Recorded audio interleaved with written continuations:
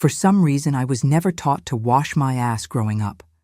It also felt weird to touch my own asshole with my bare hand, so I did not. I think I felt that wiping the ass after shitting was good enough, and it felt okay to do it because my fingers were shielded by layers of TP. We did not use washcloths in my household. Note, I am now 57. I have had a spotless annular vault for decades now, which is the only way I'm able to relate this tale of utmost cringe without collapsing in on myself. Back when I was 18 and in the US Navy, it seemed perfectly normal to avoid that area when showering. And yes, my Devil's Valley was a hot mess. I would constantly get gooey back there, to where it felt like the molten curds of fecal gelatin would start sliding out of my shorts. My solution to this problem was to ball up toilet paper and insert a kind of sanitary napkin in there after pooping. That's right, rather than simply wash my butt, I came up with what I thought was a genius solution of tucking wads of TP back there to tamp down the gooey factor. And hey, it actually worked. I did this often in high school, but now started doing it almost every time I shat. This weird solution resulted in one of the most embarrassing moments of my entire life. I was wearing loose shorts and wrestling around with one of my fellow sailors, as one does. As we wrestled about, with several other sailors cheering us on, my napkin plug popped out and fell to the floor. Instantly, everyone froze and went silent. We all looked at it, trying to determine what exactly we had here. It only took about 10 seconds. One side of the compacted tampon-sized wad was covered in brown rectal gel. The other was white, and it has clearly been compressed within a crack of fetid nature. My wrestling buddy looked at me with shock and said with a deadpan expression, "Why do you have an ass tampon?" I had no good answer.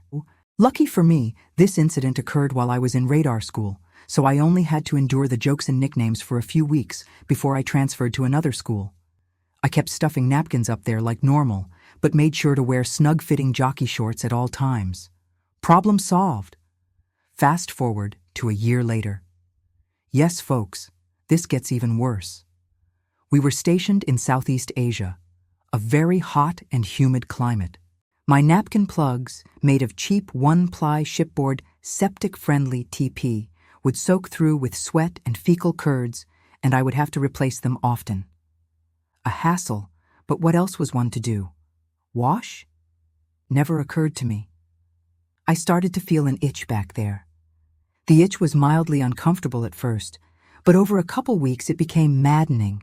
One night at a dance club in Singapore, all the sweat and movement had me on the brink of insanity with the itching and irritation. I began to feel actual concern for my well-being. While in the club bathroom, I pulled down my pants and looked over my shoulder into the mirror to see what is happening back there. What I saw shook me to my core. My entire ass was covered in red, welted sores, some weeping and scratched open.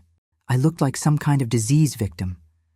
Even more concerning was that the closer it got to my anus, the rash got even more dense, red, and scary. The source appeared to be my brown place. I had to open things up and take a peek. There was no choice here. Slowly, I parted my ass cheeks to gaze into my very own brown eye of Sauron for the first time in my life. My cheeks were almost stuck together from the broken, leaking sores and scabs. The very center, my poor rectum, was like the red eye of a very angry bacterial hurricane. Despite my tendency for denial, I immediately thought, I am going to die. It was like something you see in a medical textbook and ask, who lets this happen to themselves? The best description I can think of is severe second-degree burns, which had been scratched open and smeared with human feces while leaking pus. The very next morning, I went to the doctor on the ship. I did not mention the whole napkin plug system, which I was very much afraid had contributed to my current issue. I just said, I have an infection back there, I think. Now, on a Navy ship, there's a real doctor, an officer. But the person who preps you is often just a regular dude like you who's a basic medtech right out of boot camp. I will never forget his reaction when I bent over the exam table and pulled down my underwear. God bless him. Ian tried to play it off like no big deal, but I heard him stifle a deep gag, and he immediately left the room, his face as pale as death. The doctor, a seasoned Navy veteran, finally came into me, on full display, and even he was like, "Oh, oh boy," as he gazed upon the magnificence of my rotting, corpse-like rectal zone. He gave me a tub of antibacterial ointment and told me, "Keep the area very clean," which I immediately started doing. And since the ointment had to be placed directly on the whole area, I got very used to touching my most secret area. And soon I was just like all of you, a normal ass-washing, ass-touching, non-infected man. If you are a young, or even an old person, reading this with issues regarding personal hygiene, please learn from my lesson. Please. Edit. Please note, this story is from 38 years ago. I no longer have a curd-encrusted, gooey ass, y'all. These days, my annular vault is clean enough to act as a surgical suite. I wash daily and thoroughly. I appreciate the concern, but I'm okay. N'as-tu sapori? So many people have asked me this question. I'll go ahead and add the answer here for posterity. No. I was not a virgin during this situation. I was deflowered at the age of 17 and had relations several times into my 18th year. Yes. This was during napkin plug years, and one time, while undressing for some lovemaking, my napkin plug fell out and landed the floor of my girlfriend's bedroom. Normally, I would have deplugged in the restroom prior. I was able to kick the thing under my clothes swiftly and avoid conflict.